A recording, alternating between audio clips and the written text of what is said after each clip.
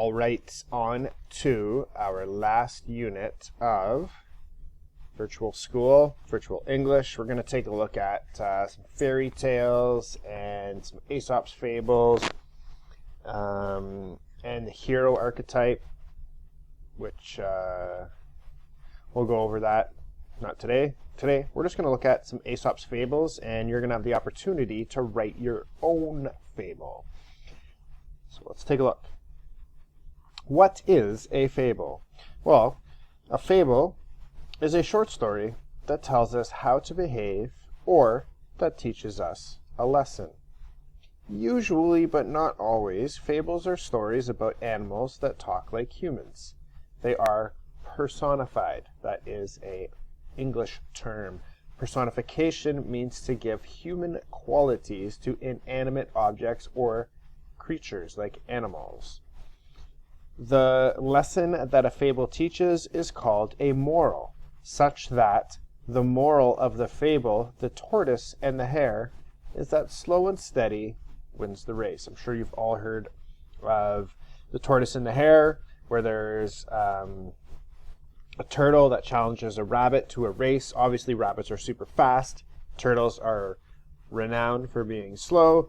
But anyways, the rabbit is very arrogant and overconfident and stops along the way for biscuits with his friend. You know, there's lots of different versions of the story, but the one I read to my daughter is that he stops for tea and cookies with some friends, and then he stops at another friend's house. The whole time the turtle's slowly making his way towards the finish line, and then the rabbit's so tired from eating all the food and tea and biscuits that he has a nap. And then by the time he wakes up, the turtle's almost crossing the finish line, and the turtle wins.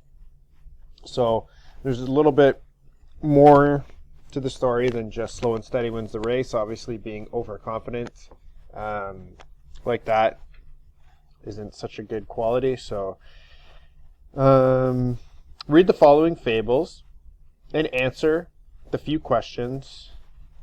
It's not after each one, it should just be at the end.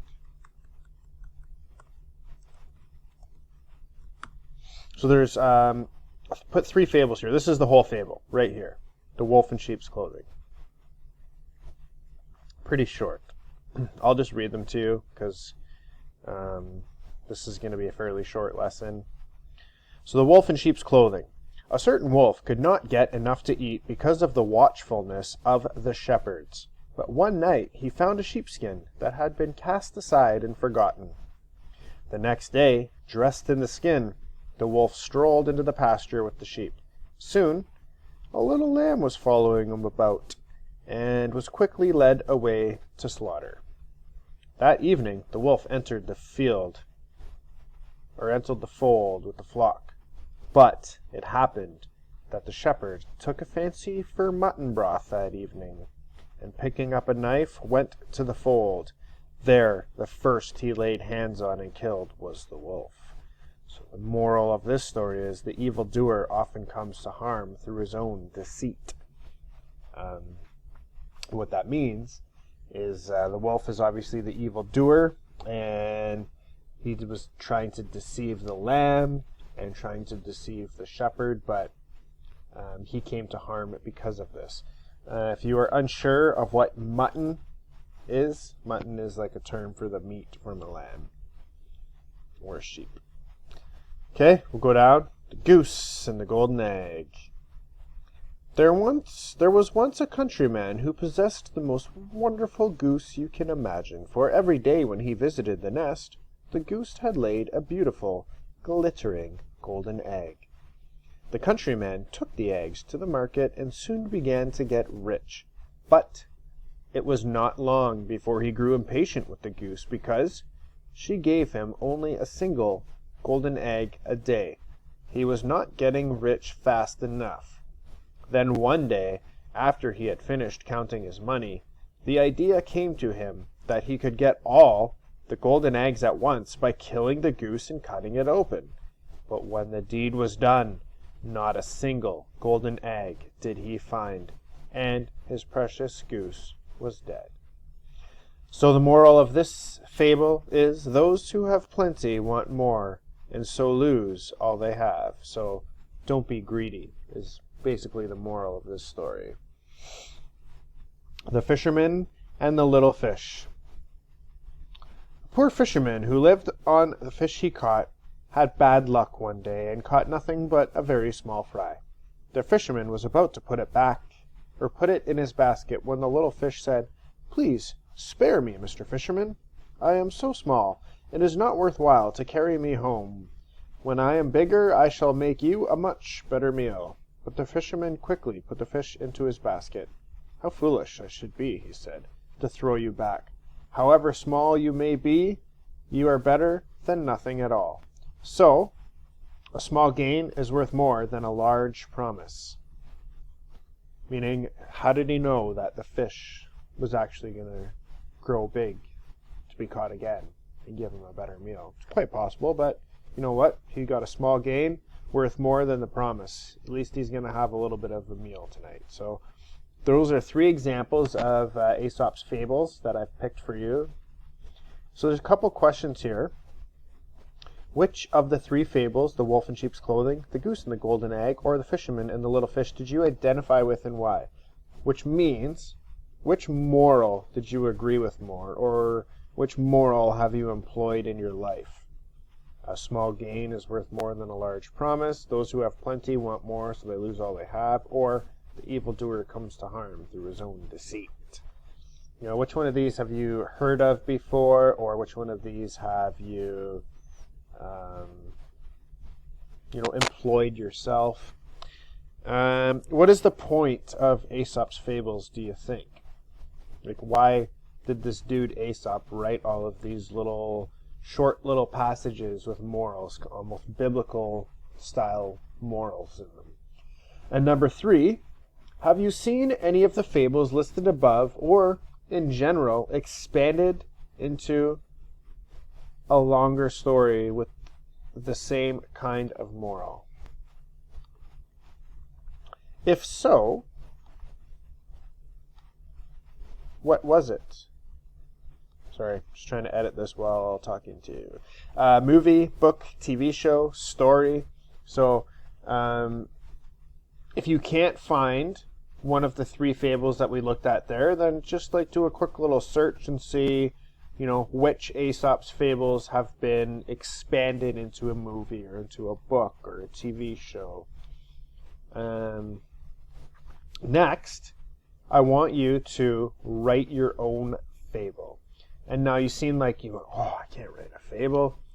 But they're short. This one's 8 sentences long maybe. And I've made this nice organizer for you. Choose 2 characters.